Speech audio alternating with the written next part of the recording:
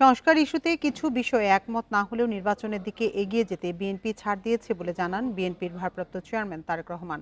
ছোট দলের মতামতকে সম্মান জানিয়ে বড় দল হিসেবে বিএনপিকেই সমস্যার সমাধান করতে হবে বলে মন্তব্য করেন তিনি।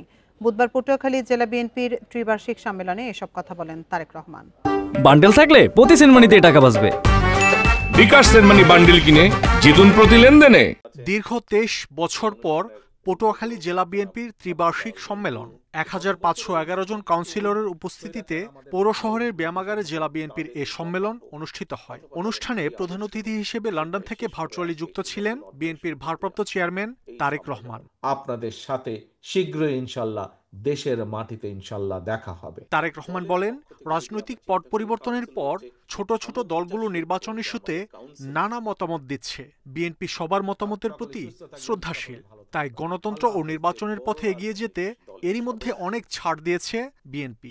বড় দল হিসাবে আমাদেরকে ছাড় দিতে হবে, কারণ আমাদের দায়িত্ব যেমন বেশি, ঠিক একইভাবে আমাদেরকে ছাড়ও দিতে হবে। আমরা ছাড় দিব। কিছু কিছু জিনিসের সাথে আমরা একমত নয়, তারপরেও আমরা গণতন্ত্রের ভিত্তি যাতে রচিত হয়, গণতন্ত্রের ভিত্তি যাতে শক্তিশালী হয়, দেশ যাতে গণতন্ত্রের দিকে এগিয়ে যেতে পারে, দেশের মানুষ যাতে তাদের গণতান্ত্রিক অধিকার চর্চা আবার শুরু করতে পারে, তার জন্য আমরা ছাড় দিয়েছি, তার জন্য আমরা চেষ্টা করেছি।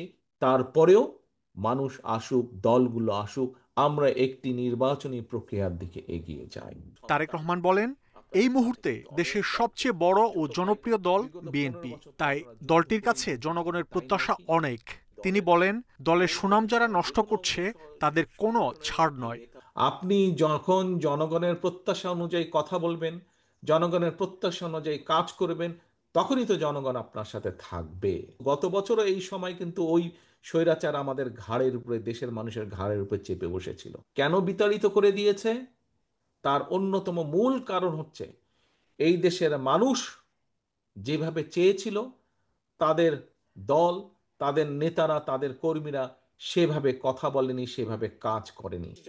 দেশ ও গণতন্ত্রের বিরুদ্ধে সব ষড়যন্ত্র মোকাবেলায় সবাইকে ঐক্যবদ্ধ থাকারও আহ্বান জানান তারেক রহমান। বিগত 15 বছর তো আপনারা যুদ্ধ করেই বেঁচেছিলেন, তাই নয় কি? মাহমুদ শরীফ, ইন্ডিপেন্ডেন্ট নিউজ, ঢাকা।